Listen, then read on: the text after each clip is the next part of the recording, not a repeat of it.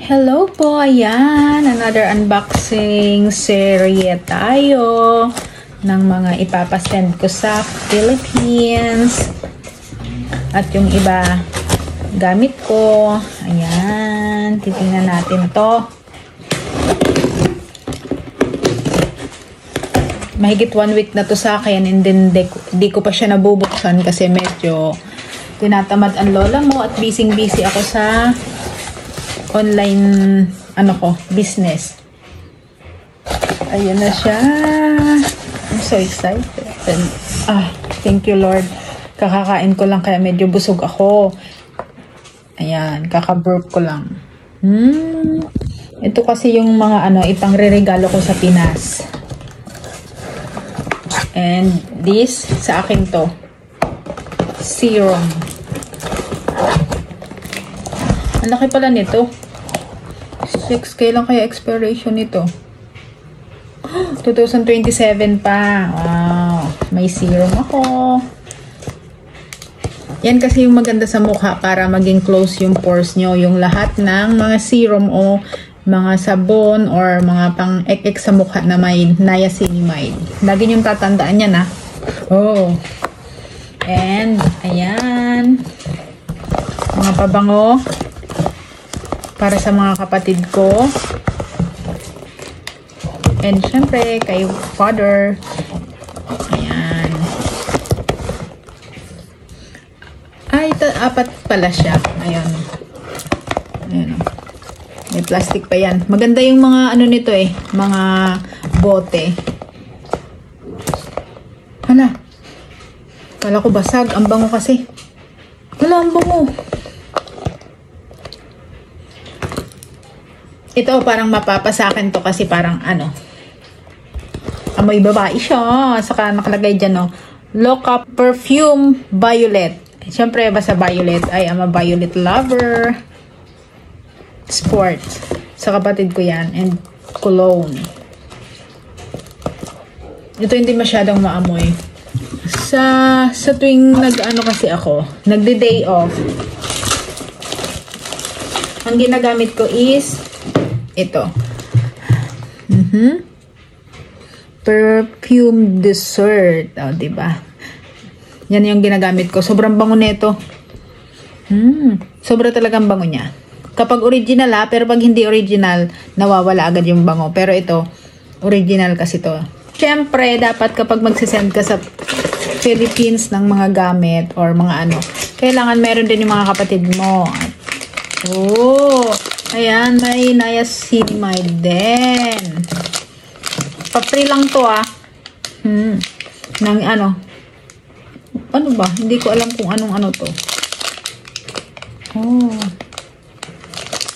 Ang alam ko bagong bagong labas na sabon, niacinamide din.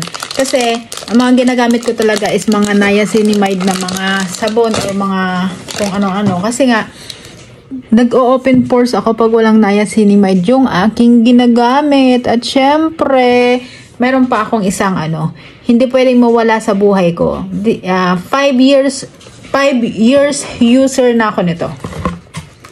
Brilliant. Itong Brilliant na to, ginagamit ko siya ng 1 month. Hindi ako araw-araw naglalagay ng Rejuve hindi gabi-gabi kasi para hindi masunog ang mukha ko. And after nyan, pagkatapos kong gumamit ng Brilliant Rejuve, ang sunod kong ginagamit ay ito. Ayan. Brilliant Whitening Facial Set. Ito yung tinatawag nila na bagong labas to ng Brilliant na maintenance set. Ayan. Alam niyo kung bakit? Hindi ko kasi nilagi-lagi yung na yan. Perfume dessert. Yung Brilliant Rejuve kasi nga baka mag-cause ng sa mukha ko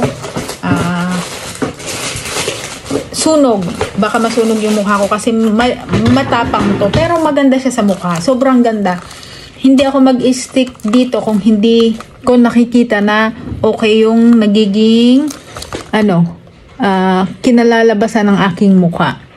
Ayan Today pala, hindi ako gumamit nito. Tapos pati yung sabon nito, hindi ko siya masyadong ginagamit sa mukha. Bihira lang. Siguro, 3 times a week lang ako nagagamit ng sabon nito sa mukha. Pero yun, yung sa maintenance set, ayun, yun yung araw-araw. Kasi hindi masyadong malakas ang matapang yung sabon na yun. Ito kasi masyadong matapang ang sabon nito. And ginagamit ko rin siya sa katawan. Yun lang. Basta, syempre hiyangan naman yan. Kung hindi hiyang sa inyo, eh, sa iba na lang, di ba? Kung hiyang sa akin, kaya maganda yung ano ko, feedback kasi hiyang siya sa akin. That's all for today's video. Bye-bye. Kasi hiyang siya sa akin, di ba? Kaya, yun. Kung ano yung hiyang sa mukha nyo, or sa skin nyo, yun yung doon kayo magstay para hindi masira yung skin nyo, lalo na ang mukha natin, di ba? Gusto natin okay yung mukha natin kasi nakakahiyang humarap sa tao kapag ang ating mukha ay may mga tigidig-tigidig. O, di ba? Ayan lang yung aking mga in order. And ang laki na ito. Akala ko ang liit lang. Nakikita ko lang siya sa video. Saka sa mga post. Maliit. Tapos malaki pala siya. Oh. Sobra sa isang dangkal. Astig. That's all for today's video. Bye-bye po.